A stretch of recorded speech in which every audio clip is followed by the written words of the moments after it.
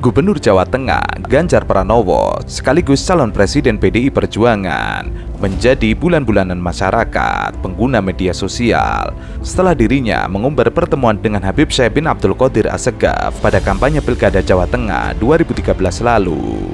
Orang nomor satu di Jawa Tengah itu mengenang kembali pertemuan tersebut dalam sebuah cuitan di akun Twitter pribadinya.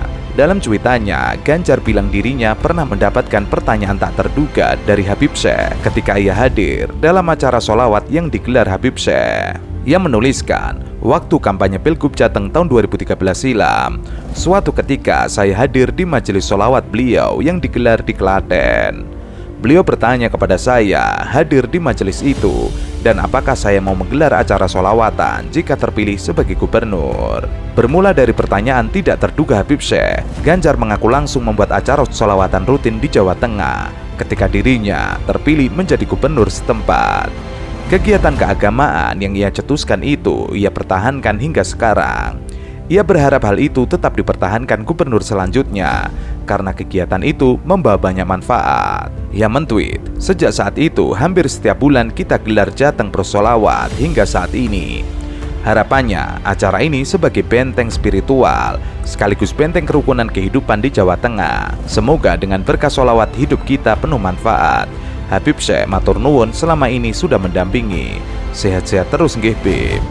Alih-alih ikut senang atau bersimpati, sejumlah warganet justru menghujat Ganjar setelah melihat cuitan tersebut. Bahkan beberapa di antara mereka mengungkit kembali pernyataan Ganjar yang mengaku senang menonton film bokep. Kegiatan keagamaan yang digagas Ganjar dirasa tidak berarti apa-apa, sebab perbuatannya yang gemar menonton film dewasa justru bertentangan dengan ajaran agama. Tidak hanya itu, sejumlah warganet lainnya justru menuding Ganjar mulai bermain politik identitas demi mendapatkan simpati masyarakat pada Pilpres 2024 mendatang. Padahal jejak digital para pendukung Ganjar suka mengolok-olok Anies Baswedan dengan keturunan Yaman. Saya tidak ingin Anies Baswedan menjadi Presiden Republik Indonesia yang harus memimpin putra-putra terbaik bangsa ini. Bangsa ini sudah memberikan ruang yang begitu besar kepada Anies Baswedan. Sudah diberi kesempatan untuk menjadi menteri, pernah diberi kesempatan untuk menjadi gubernur. Itu cukup dalam pentas politik tanah air. Tapi kalau sampai meminta ini jadi presiden, ini terlalu berlebihan. Biarkanlah putra-putra bangsa Indonesia sendiri yang menjadi presiden Republik Indonesia. Saya setuju, Anda lahir dan besar di sini. Tetapi Belanda menjajah Republik Indonesia selama 350 tahun. Mereka memiliki anak cucu dan lahir di sini. Mereka tetap saja penjajah dan tetap saja bukan bangsa Indonesia. Belanda juga datang ke Indonesia mengaku jadi pahlawan, ingin menyelamatkan ekonomi bangsa Indonesia. Tetapi mereka tetap saja bukan putra-putra asli bangsa Indonesia. Karena itu saya meminta kepada seluruh pemuda Indonesia, seluruh bangsa Indonesia, seluruh rakyat Indonesia, berilah kesempatan terbaik untuk memimpin bangsa ini dari putra bangsamu sendiri. Prabowo oke, Ganjar Pranowo oke. Jangan karena pernah terpilih menjadi gubernur DKI Jakarta lalu kemudian terlalu kepedean mau jadi presiden juga. Jangan. Anda menjadi gubernur DKI Jakarta bukan karena komunitas yang kuat di situ, bukan. Karena kontestasi politik kemarin mendorong agama, memaksa-maksa agama, kemudian melahirkan Anies Baswedan menjadi gubernur. Tetapi untuk menjadi presiden, jangan juga. Bangsa Indonesia itu terdiri dari beberapa bangsa-bangsa yang memang memiliki leluhur yang asli. Sulawesi memiliki leluhur, Papua memiliki leluhur, Kalimantan memiliki leluhur, Jawa memiliki leluhur, Sumatera memiliki leluhur. Leluhur-leluhur inilah menjadi putra bangsa asli yang harusnya diberikan kewenangan untuk memimpinnya. Saya beri ilustrasi.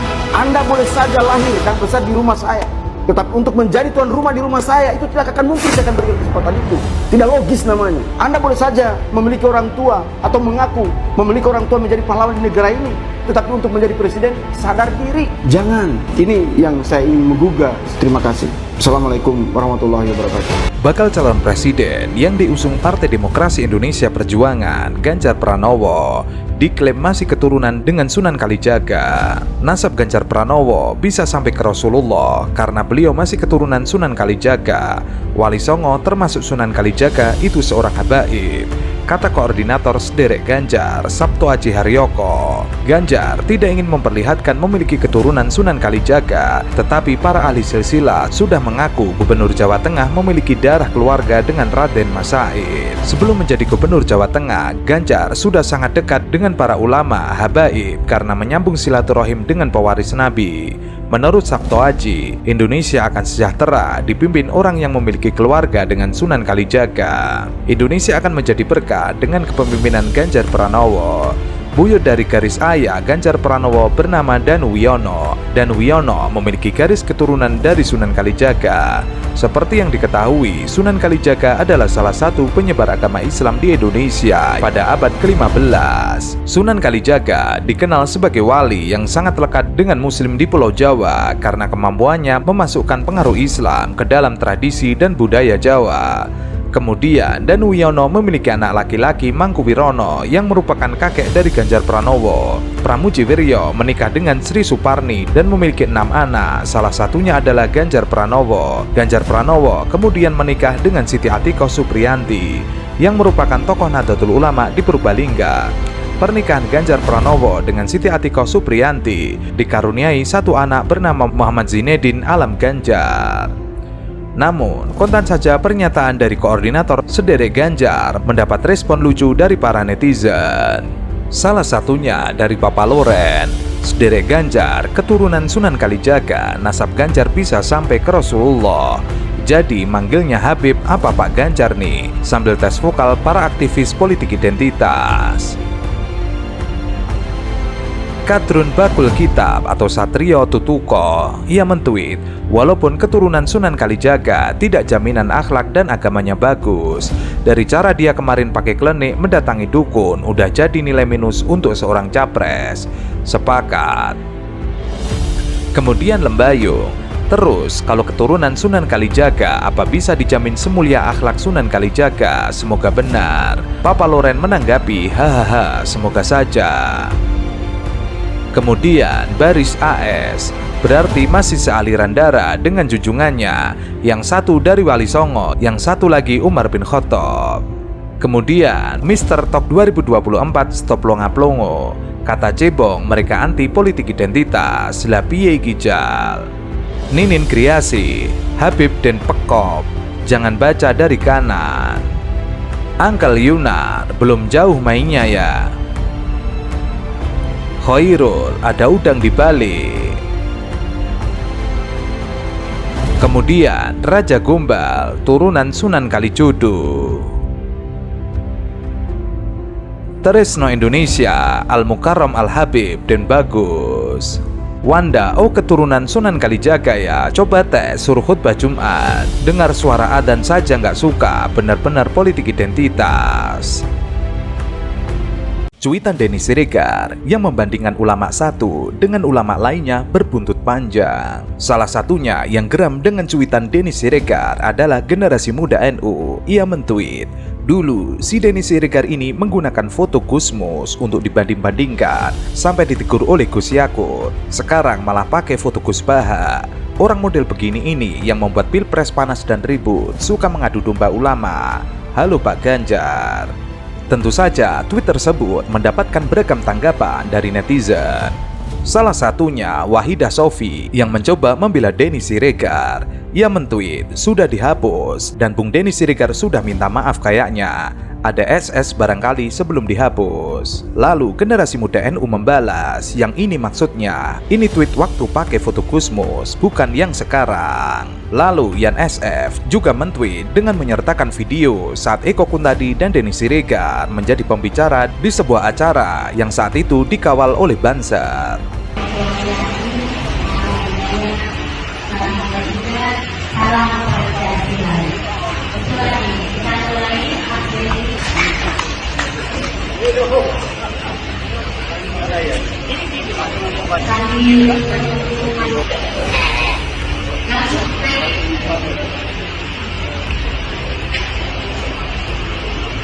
Sementara itu, Silon Mas mentweet, lah si Denny ini manusia piaraan kebal hukum, tugasnya pecah belah propaganda, rezim berganti paling mingkem dia, nggak ada yang backing lagi.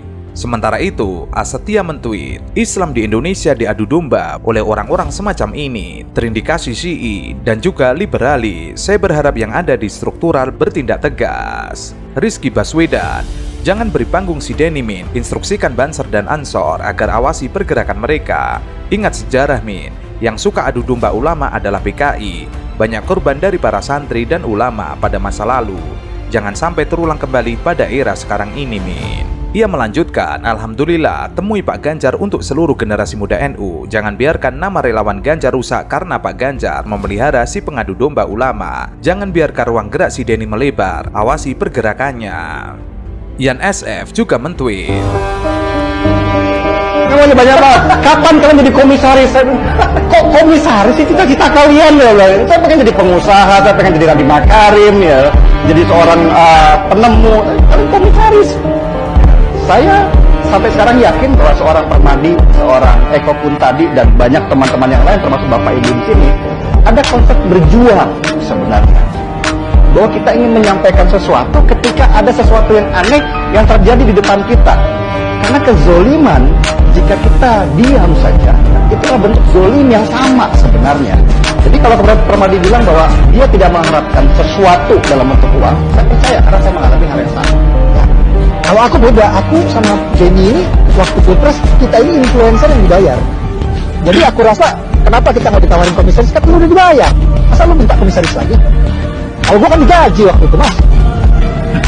Gajinya gede lagi. Gajinya gede lagi.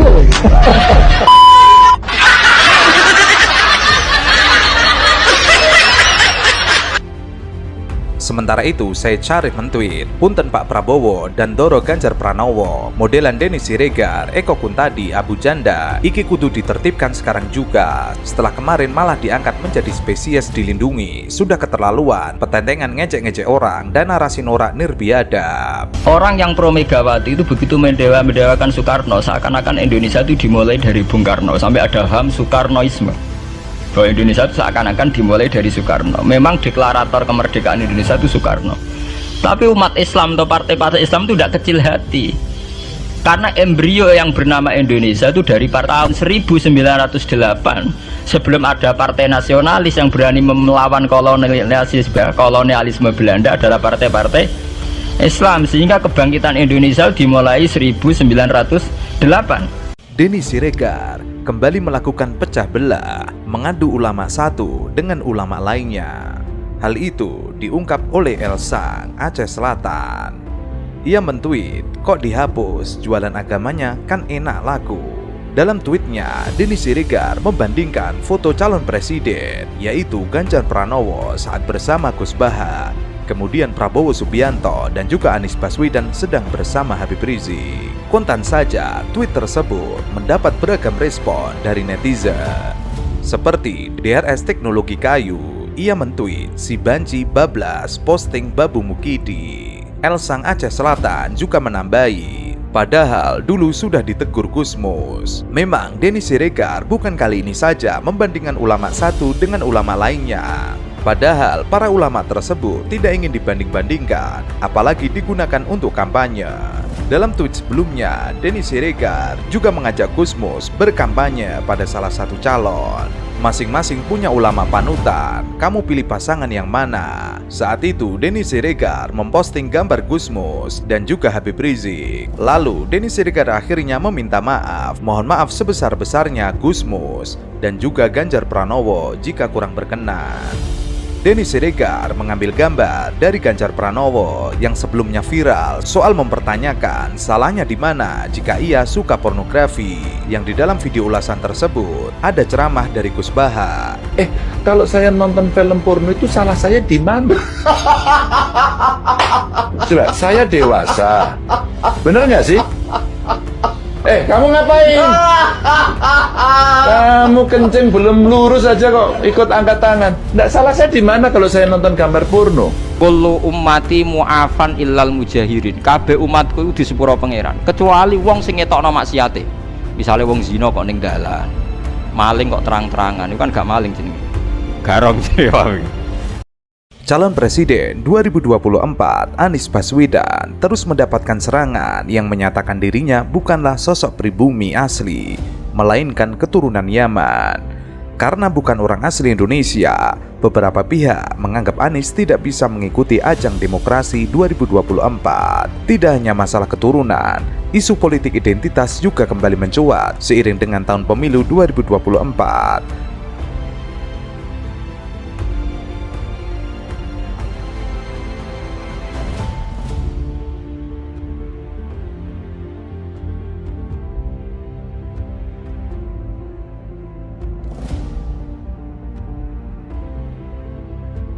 Mantan Gubernur DKI Jakarta tersebut tidak lepas dari label politik identitas karena sejak masa lalunya ketika mengikuti ajang Pilkada DKI Jakarta melawan Basuki Cahayapurnama alias Ahok. Jangan percaya sama orang, kan bisa aja dalam hati kecil Bapak Ibu nggak bisa pilih saya. Ya kan, dibohongin pakai surat Al-Maidah 51 macam-macam itu.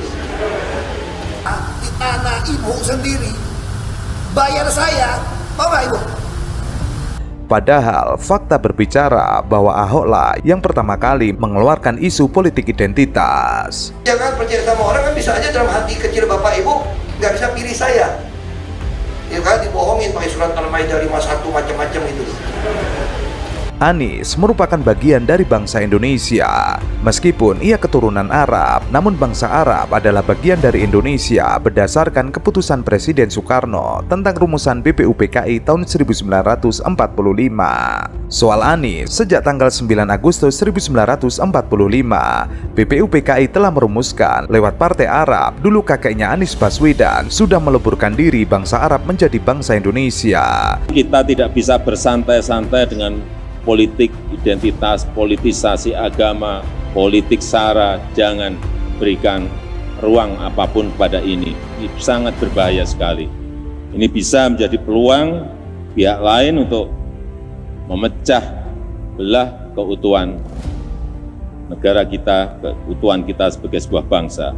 Padahal sebelumnya Presiden Jokowi mewanti-wanti beredarnya isu suku, agama, dan ras di media sosial jelang pesta demokrasi pemilihan umum serentak 2024 mendatang.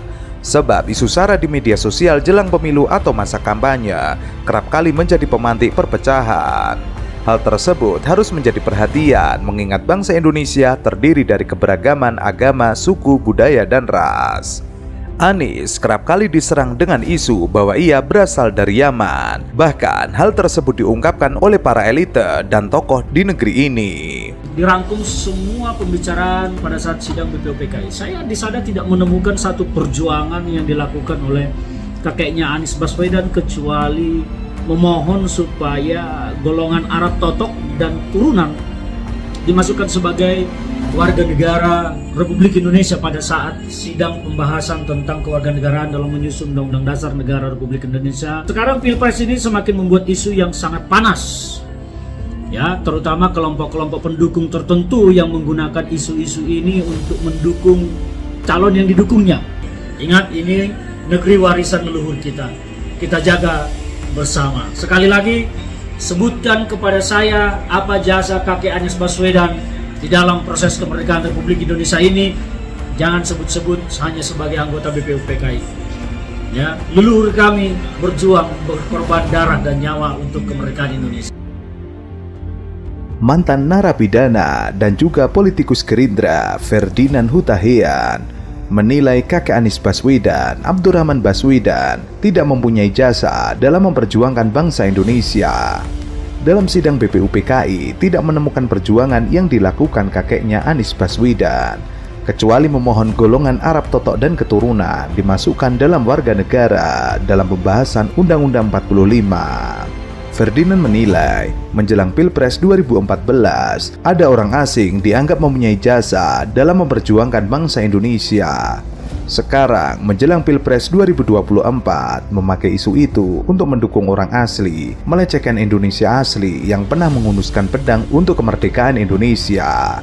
Ia mengajak seluruh rakyat Indonesia untuk menghargai suku asli penghuni Nusantara yang berjuang dalam kemerdekaan bangsa Indonesia. Indonesia merdeka karena leluhur bangsa suku asli penghuni Nusantara. Banggakan para leluhur, orang-orang pribumi. Apa sih sebetulnya jasa kakek Anies Baswedan di negara ini, di Republik ini, dalam proses pendirian negara Republik Indonesia? Saya membaca banyak buku, termasuk salah satunya buku ini, Risalah Sidang BPUPKI. Dirangkum semua pembicaraan pada saat sidang BPUPKI. Saya di sana tidak menemukan satu perjuangan yang dilakukan oleh kakeknya Anies Baswedan kecuali memohon supaya golongan Arab Totok dan turunan dimasukkan sebagai warga negara Republik Indonesia pada saat sidang pembahasan tentang kewarganegaraan dalam menyusun Undang-Undang Dasar Negara Republik Indonesia. Sekarang Pilpres ini semakin membuat isu yang sangat panas, ya, terutama kelompok-kelompok pendukung tertentu yang menggunakan isu-isu ini untuk mendukung calon yang didukungnya, ya. Bahkan mereka ini membanggakan pihak-pihak asing, tetapi melecehkan, merendahkan orang-orang Indonesia asli yang justru pernah berjuang, berkorban darah keringat untuk memerdekakan Indonesia. Ada yang bicara malah melecehkan Bung Karno, pemimpin besar Republik ini, menyatakan Pancasila Bung Karno dipantat, tetapi mereka membanggakan kakeknya Anies Baswedan yang sangat jauh kualitas kenegarawanannya, sangat jauh kualitas perjuangannya, sangat jauh kualitas pengorbanannya terhadap bangsa Indonesia. Hati-hati sahabat, saudaraku, anak bangsa, anak Nusantara. Jangan sampai pembelokan sejarah terjadi. Indonesia ini merdeka karena perjuangan anak-anak Nusantara, para leluhur pendiri bangsa, suku-suku asli penghuni Nusantara. Pernah membanggakan pengakuan asing terhadap kemerdekaan Indonesia, tetapi Indonesia tetap akan merdeka meskipun bangsa-bangsa asing tidak mengakui. Jadi banggakanlah perjuangan para leluhur kita, banggakan perjuangan para founding father kita, banggakanlah bahwa Indonesia ini merdeka karena perjuangan orang-orang pribumi Indonesia asli. Jangan pernah membanggakan pengakuan asing terhadap bangsa ini. Mengajak sahabat semua untuk tetap menjadi orang Indonesia yang tidak pernah kehilangan jati diri. Jangan gadaikan harga diri dan jati dirimu untuk sebuah kekuasaan semu. Ingat, ini negeri warisan leluhur kita. Kita jaga bersama. Sekali lagi, sebutkan kepada saya apa jasa kakek Anies Baswedan di dalam proses kemerdekaan Republik Indonesia ini. Jangan sebut-sebut hanya sebagai anggota BPUPKI. Ya, leluhur kami berjuang, berkorban darah dan nyawa untuk kemerdekaan Indonesia. AR Baswedan ikut menjadi anggota Badan Penyelidik Usaha-Usaha Persiapan Kemerdekaan Indonesia. Disinilah AR bersama para pendiri bangsa lainnya terlibat aktif menyusun Undang-Undang 1945.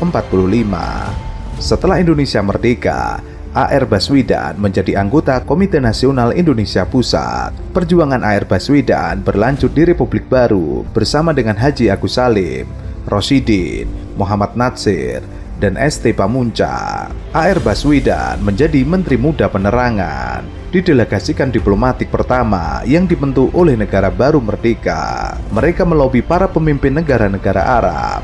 Perjuangan ini berhasil melalui pengakuan pertama atas eksistensi Republik Indonesia secara de facto and de jure oleh Mesir. Lobi panjang melalui Liga Arab dan di Mesir itu menjadi tonggak pertama keberhasilan diplomasi yang diikuti oleh pengakuan negara-negara lain terhadap Indonesia, sebuah republik baru di Asia Tenggara. AR Baswedan pernah ditahan pada masa kependudukan Jepang. Saat Indonesia merdeka, ia mengorbankan keselamatan dirinya membawa dokumen pengakuan kemerdekaan Indonesia dari Mesir pada tahun 1948. Ia mendapatkan gangguan dan hambatan tidak sedikit dalam menjaga dokumen ini. Padahal semua bandara di kota-kota besar, termasuk Jakarta, sudah dikuasai tentara Belanda dan sekutu. Tidak ada yang bisa lewat dari penjagaan mereka, tapi berkat kelihayan dan kenekatan, dengan menaruh di kaos kaki dokumen penting dari Mesir itu bisa selamat, dan Indonesia mendapatkan pengakuan sebagai negara merdeka secara utuh.